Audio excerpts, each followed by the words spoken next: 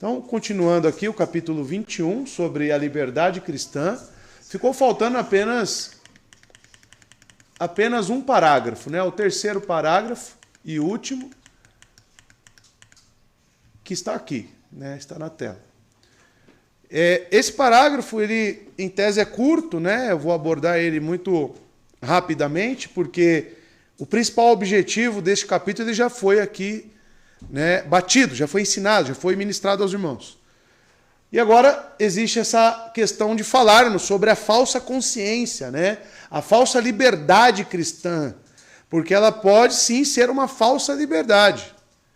Já abordamos a questão das liberdades adquiridas em Cristo. Que tipo de liberdade é essa que ele conquistou por nós, através do seu sangue? Falamos também sobre estar usando, ou seja, viver conforme essa consciência liberta.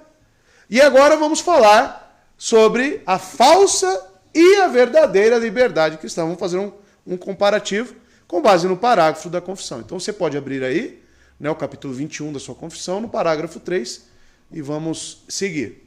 Então o que diz lá na nossa confissão? Aqueles que, sobre o pretexto de liberdade cristã, praticam qualquer pecado ou toleram qualquer concupiscência pecaminosa, com isso, tanto deturpam o propósito principal da graça do Evangelho para a sua própria destruição, como também destroem totalmente a finalidade da liberdade cristã, a qual é que, sendo libertados das mãos de todos os nossos inimigos, possamos servir ao Senhor, sem temor, em santidade e justiça perante Ele, todos os dias das nossas vidas.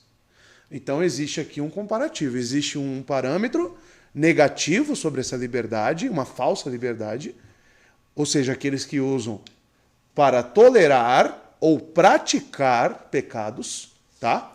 Concupiscência, e aqueles que utilizam a sua liberdade justamente para servir ao Senhor, sem temor, em santidade e justiça perante Ele, todos os dias de nossas vidas. É isso, basicamente, que diz o terceiro parágrafo. Liberdade dentro dos limites bíblicos. Então, até onde vai essa liberdade? Vejamos, a seção anterior, parágrafo anterior, enfatizou que em nenhum aspecto da vida cristã devemos obedecer aos homens em vez de obedecer a Deus. Estão lembrados dos exemplos que os irmãos próprios aqui deram? De igrejas que instituem regras humanas e colocam pessoas sobre esse jugo, ainda dizendo que aquilo é bíblico, que Deus as entregou, e se você não cumprir, você vai para o inferno. As pessoas ficam aterrorizadas. E se sujeitar a isso é destruir a própria consciência. Especialmente na adoração e na doutrina, temos não somente de evitar aquilo que é contrário à palavra de Deus, mas até mesmo aquilo que é suplementar a instrução dela. Então, principalmente na adoração. Pela nossa consciência cristã, que é sujeito às Escrituras, quando adoramos a Deus, como nós adoramos? O próximo parágrafo vai falar justamente, sabe sobre o quê? O culto, o dia do Senhor. Então vai tratar, o próximo capítulo 22, vai tratar sobre justamente a adoração. Olha como a construção da nossa confissão ela é totalmente lógica. Então, falando da liberdade, nós vamos sair desse assunto e vamos entrar para o que é o culto. E nós já estamos abordando que a nossa consciência ela é cativa à palavra de Deus. Eu até trouxe o exemplo de Martinho Lutero, correto? Então, na adoração, ainda mais, porque a adoração é a Deus. E como eu devo adorá-lo? Conforme está prescrito na sua palavra. Tá? E não com coisas suplementares a ela. O que é algo suplementar? Não está escrito. Não está proibido. Então vamos acrescentar. Ela precisa de um suplemento. Né? Contudo, ao defender esse ponto, alguém poderia se perguntar se há limites para a liberdade cristã. A Bíblia responde essa questão. Há limites. E esse parágrafo não diz quais são eles. Se alguém, a pretexto de liberdade de consciência, pratica algum pecado ou vem a amar algum erro, ele, na verdade, está subvertendo o ensino da Escritura. A ideia de liberdade cristã não significa que sejamos livres para fazer, dizer ou pensar o que pudermos para persuadir a nossa consciência fraca e aceitar. Isso, amados, existe muito hoje em dia. As pessoas dizem que o período da graça é um período onde não se existe mais essa questão de você ter medo de pecar. Que Deus não está na esquina te esperando para te pegar. Amados, eu digo que a nossa consciência cristã é o contrário disso. Ela nos fala que devemos viver em santidade, em honra ao nosso Salvador. Então existe limite sim. Retirar esses limites é permitir que você peque deliberadamente. E isso é um engano. Isso é uma mentira. Tá? Pelo contrário, um propósito da liberdade cristã é libertar-se do poder do pecado em si. Pois, como nosso Senhor explicou aos seus ouvintes, todo que comete pecado é escravo do pecado. Já pregamos isso aqui em João capítulo 8, verso 34. Ou seja, os crentes, os eleitos de Deus, os salvos, eles não são escravos do pecado. Pelo contrário, eles têm a condição agora justamente do quê? De não pecar. De buscar ao Senhor. Porque recebemos o que? O Espírito Santo de Deus, que nos guia na verdade. Nós temos tudo para poder agradar a Deus com as nossas vidas. E não viver no ato deliberado. Então aqui entra o conceito da doutrina da hipergraça, que eu já abordei com os irmãos. A hipergraça é justamente isso. A liberdade que você tem, e ainda coloca um Cristo no meio, de você fazer o que você quiser. Deus te ama. Deus ama o pecador, odeia só o pecado. Tá? Então tomem cuidado com isso. Isso é uma falsa liberdade. Isso não é a liberdade cristã. Por quê? Justamente porque existem limites dessa liberdade. Quais são? As Escrituras. Tá? Eu vivo... A liberdade é justamente você viver de acordo com a palavra. Coisa que as pessoas lá fora, os ímpios, não conseguem. Você consegue. Por quê? Porque você tem o Espírito Santo de Deus. Tá? Então é o que chamamos de liberdade sob o senhorio de Cristo. Tá? Um outro propósito da liberdade cristã é libertar-se daqueles que nos oprimem com os seus mandamentos. Pois devemos viver sobre o senhorio do Senhor Jesus Cristo. E, amados, voltando aos exemplos que foram dados aqui, as pessoas colocam homens acima do Senhor Jesus Cristo. Vocês reconhecem isso? Que o Davi Miranda era idolatrado naquela igreja? Até hoje. Para quem não sabe, o Davi Miranda é quem plantou as igrejas Deus é Amor. Olha lá. Ou seja, a consciência dessas pessoas está cativa ao quê? Ao Senhor Jesus? Ao homem. Ao homem, irmãos. E isso é tão sutil, né, que hoje não, né, para quem realmente conheceu a verdade, mas para eles que estão lá, é um absurdo pensar o contrário daquilo. Porque a consciência está totalmente cativa. A homens, a regras humanas, mandamentos humanos. Nós somos instruídos a não obedecer aos inimigos que querem nos dominar para atender aos próprios propósitos. É um absurdo, irmãos. Eu já entrei até numa discussão, erradamente, que eu não deveria nem ter entrado nisso, quando eu questionei para um rapaz que frequenta a Igreja Mundial. E vocês lembram que eles estavam na época da pandemia vendendo aquele feijãozinho lá, que curava do Covid? Eu falei, rapaz, como você se sujeita a isso? Como você se sujeita a esse lobo? A esse falso profeta? Como que você tem capacidade de fazer isso? Você não consegue entender isso? O camarada ficou bravo comigo. Ele quis entrar numa discussão comigo. Por quê? Porque eu estava atacando, na verdade, o ídolo dele. E já venderam vassoura ungida, caneta ungida. Por que as pessoas se submetem a isso? Justamente porque a liberdade delas não está sob o senhorio de Cristo, a liberdade de consciência. Está sob o comando de homens. E é isso que nós temos que correr, irmãos. Não obedecemos a homens. Obedecemos aos princípios das Escrituras do nosso Senhor Jesus Cristo. Nós somos libertos para que possamos servir aquele que é o Senhor de tudo. Nas palavras da canção de Zacarias, nós somos livres das mãos de inimigos pelo Senhor, para que o adorássemos sem temor, em santidade e justiça perante Ele todos os dias. Você encontra essa canção de Zacarias, o pai de João Batista, em Lucas capítulo 1, versos 74 e 75. Encontrar a liberdade do pecado ao servir ao Senhor e a seu povo é a visão que Deus apresenta a nós em sua palavra. Então essa liberdade, amados, é uma liberdade com limites. Porque a palavra liberdade, ela pode ser sugestiva, ainda mais hoje em dia, né?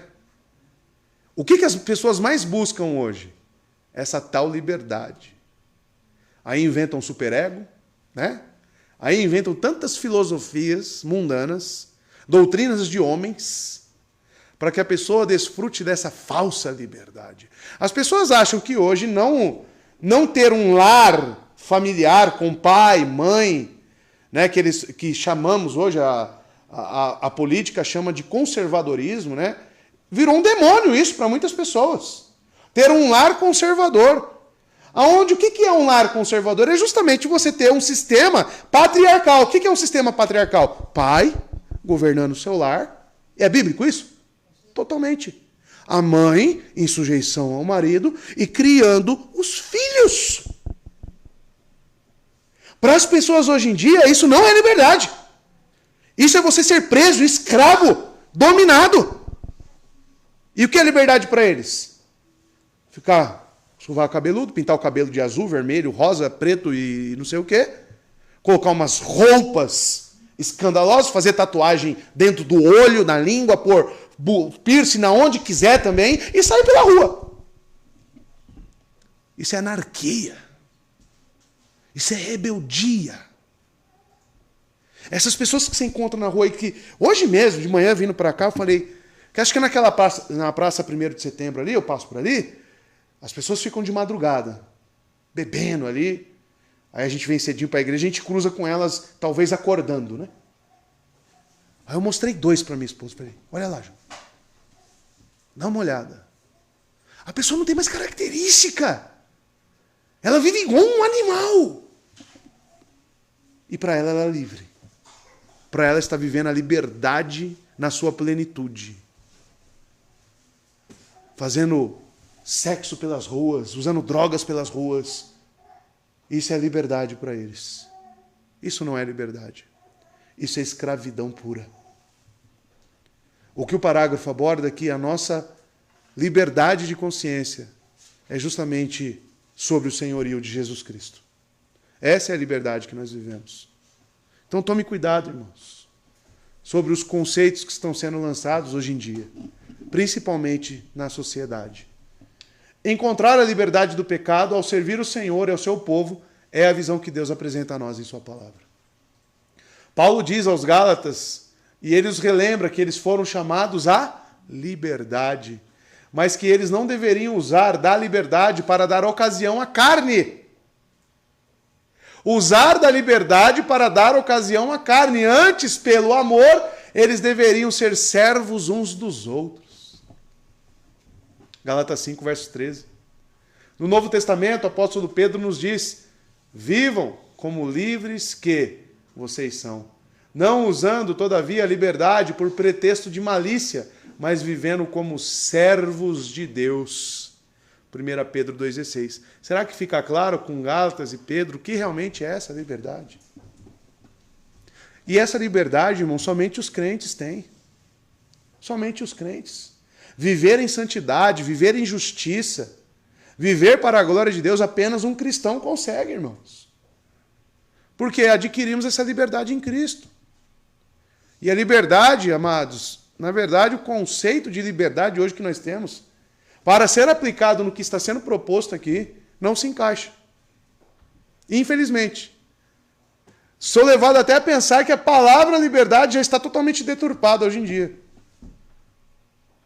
Como aplicar, trazer para um povo, porque você está pensando em liberdade naquela palavra ali, aí você já está linkando com o significado dela, e qual o significado? O significado que você tem. Aí você já tem dificuldade de entender que tipo de liberdade cristã é essa. Então, amados, hoje em dia, o que você conhece de liberdade aí fora não é a liberdade que os cristãos conhecem. Tá? A liberdade que nós conhecemos é a liberdade totalmente cativa à palavra de Deus. É isso. E acho que tem aqui as falsas liberdades. Há indivíduos que chegam até os cristãos prometendo-lhes liberdade, quando eles mesmos são escravos da corrupção. Eu tenho alguns exemplos aqui nesse slide. Essas pessoas querem nos libertar para ir onde nenhum cristão esteve antes.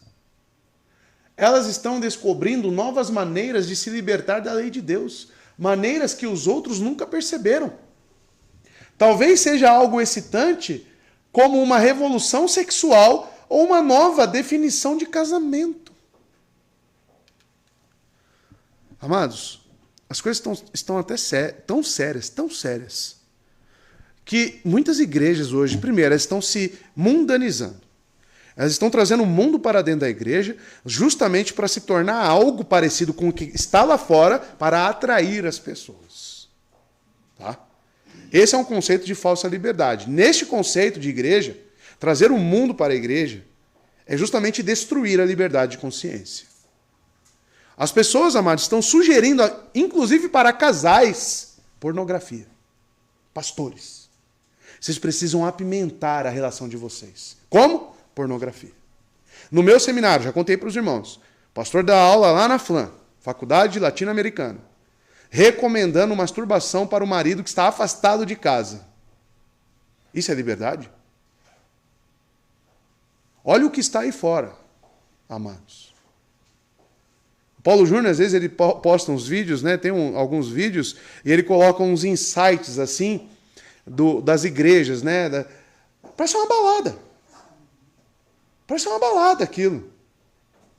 E os jovens lá, delirando, e pulando, e balançando a cabeça. Era como eu vivia no mundo. Mesmo jeito. Aí, o pior de tudo, irmãos, eles falam, Cristo está aqui. Cristo está aqui. Isso é ou não é enganar as pessoas? Existe liberdade nisso? Nenhuma. Estão enganando as pessoas. Essa igreja aí é difícil, é complicado ficar citando aqui, né, amados? Que fica registrado, mas Bola de Neve, por exemplo. Você chega lá, o púlpito é uma prancha de surf. Conheço inúmeras pessoas. Minha própria cunhada já foi de lá. Cheio de maconheiro na igreja. Cheio de maconheiro, irmãos. E está tudo bem. Está tudo certo. Não tem princípios bíblicos. É uma igreja cativa ao inferno. Uma igreja demonizada. Em pecados. Não vive a santidade. Não está livre. Não tem a liberdade de Cristo. Isso não é liberdade em lugar algum. Eu vi um pastor escreveu um texto sobre as igrejas de fundo preto. Eu achei tão interessante aquele texto. Ele falou, você entraria num consultório todo preto? Um consultório médico? Você entraria? Todo escuro? As enfermeiras vestem, os médicos vestem jalecos de que cor? Branco. A noiva entra para se casar com um vestido branco. E as igrejas querem pintar seus fundos de preto. Não que a cor tenha algum efeito. Não é isso, irmãos. Mas o fundo preto, ele tem algum fundo de ser similar a algo. Eles querem ser similares ao quê? Aonde você entra que é tudo preto?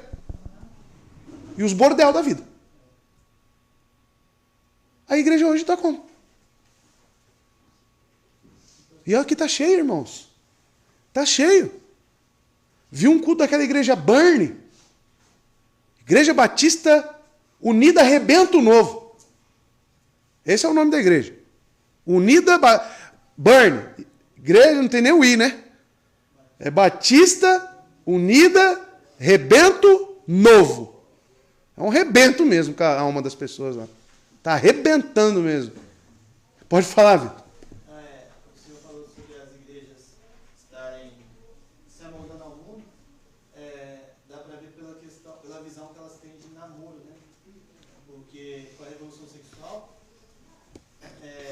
esse conceito de namoro, ele foi se tornando muito comum. E hoje, eles falam, sexo não pode, mas um pouquinho do prazer pode, que é o beijo, né? Que é a questão dos afetos, que na verdade eram para estar reservados ao casamento. Sim. Hoje eu entendo isso, antes eu não entendia, né? Achava que era normal, mas hoje eu entendo que a questão do beijo mesmo é depois que você estiver casado. É uma degustação. Exatamente. É o prato de entrada, quando você vai nos restaurantes chique, né? Você vai lá no Jacan, lá, por exemplo. Qual é os primeiros pratos que vem? Degustação. Eles têm os pratos de entrada, que é só para preparar, né? O namoro é isso. Eles foram mudando, né, essa visão. Não, só um pouquinho pode. Só um pouquinho.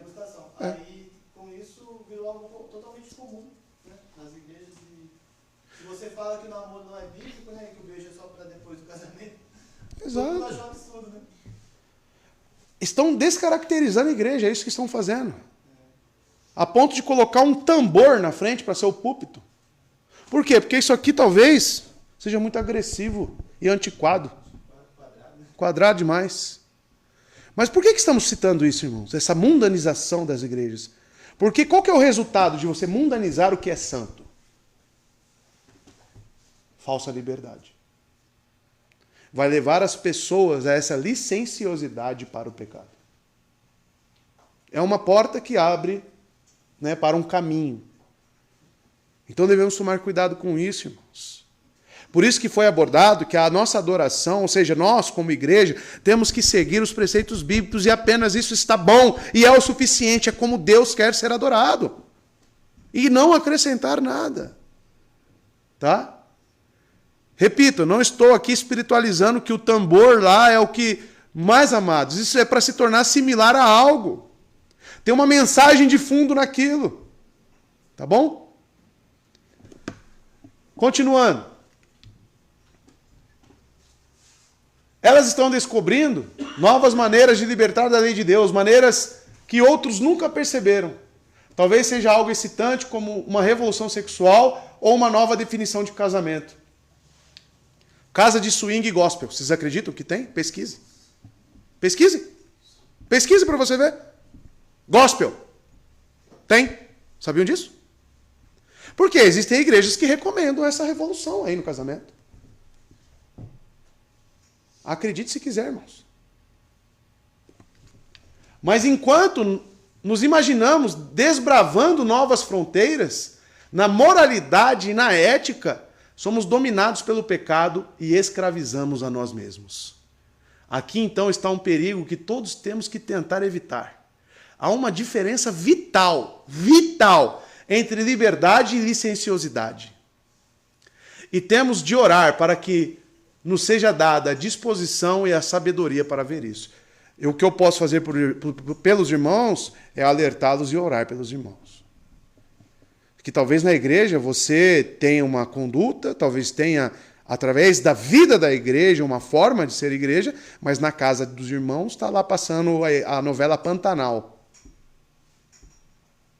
Vocês já viram o que passa nessa novela?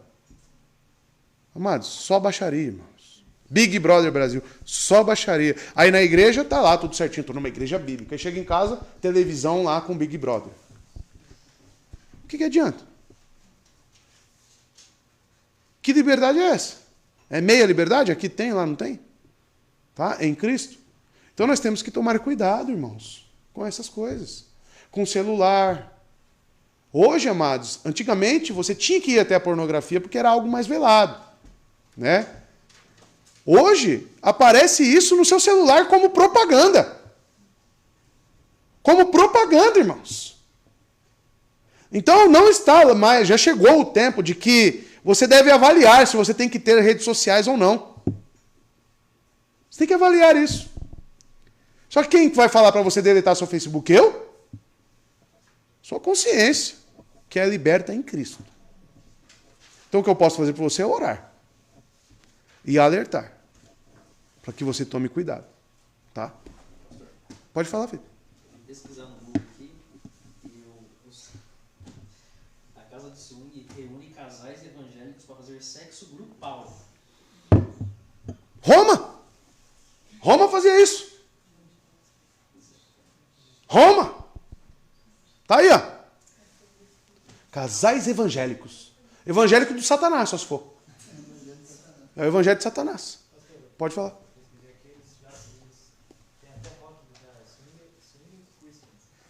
Olha isso, gente. Olha isso, gente. Tem cabimento um negócio desse. E você tem dúvida que tem pastores? Não, vai lá naquele lugarzinho. Que lugarzinho bom pra você ir com a sua esposa. Você acha que você tem dúvida de que tem esses pastores fazendo isso? Que liberdade. E eles falam, não, você foi liberto em Cristo, fica tranquilo. E jogam Jesus Cristo no meio dessa imundícia. Você tem noção do que eles estão fazendo? Os seres humanos, esse tipo de ser humano, eles vivem como animais e colocam o nome de Cristo no meio. Há uma diferença vital, então, irmãos, entre liberdade e licenciosidade. Nós temos que usar nossa liberdade de uma certa maneira. Somos livres para fugir do que nos escraviza e somos livres para servir a um mestre cujo jugo é suave e o fardo é leve. Está aí a nossa liberdade. Somos livres para ajudar os que estão ao nosso redor, guiados por Deus e abençoados por seu Espírito. Essa é a nossa liberdade. Para fugir da escravidão. Isso é ser livre. Tá? Temos condições para viver uma vida reta, em honra a Cristo Jesus. Amados, é tão simples certos aspectos que nem esses absurdos que nós vemos, Cristo estaria ali. São pessoas que não conhecem nada das Escrituras, não têm contato com as Escrituras, ficam indo nessas igrejas apenas para cantar, para ficar com fumaça, para ficar lá naquele êxtase, e não sabem nem o que estão fazendo lá. Quantas pessoas, né? Essa igreja até que é bacaninha, mas o louvor é meio fraquinho. Você está buscando o que, o indivíduo? Dentro de uma igreja? Música? Você está indo para a igreja para ouvir música? Compra um fone e põe no celular. Miserável. É brincadeira, irmãos. O critério para o camarada ser membro de uma igreja é se o louvor ali é bom ou não. E o bom não é se é doutrinário, se é bíblico. O bom é se tem arranjos, se tem teclado, se tem uma pessoa que canta segundo os critérios do ouvido dela. Isso que é bom para elas. Aqui, meu irmão, não estou nem pouco me importando. Porque minha vontade mesmo é só que a congregação cante. Aí fica aquela massa cantando linda. É os desafinados com os afinados. E mistura tudo e no final fica bom. Só tem a Ju aqui, as meninas aqui, para dar uma ajudinha pra gente. Tá? Pra congregação, só isso. Mas facilmente, o dia que ficar doente as duas, arranco tudo e é só a gente. E a letra ali, ó. Acabou, tá tudo certo. Como várias igrejas reformadas fazem. McDever, né? É assim, né? Só o pessoal cantando. Não tem problema nenhum. Agora, para alguns, se tirar a luz, tirar a bateria, então, hein? Nossa, irmãos. Pode falar.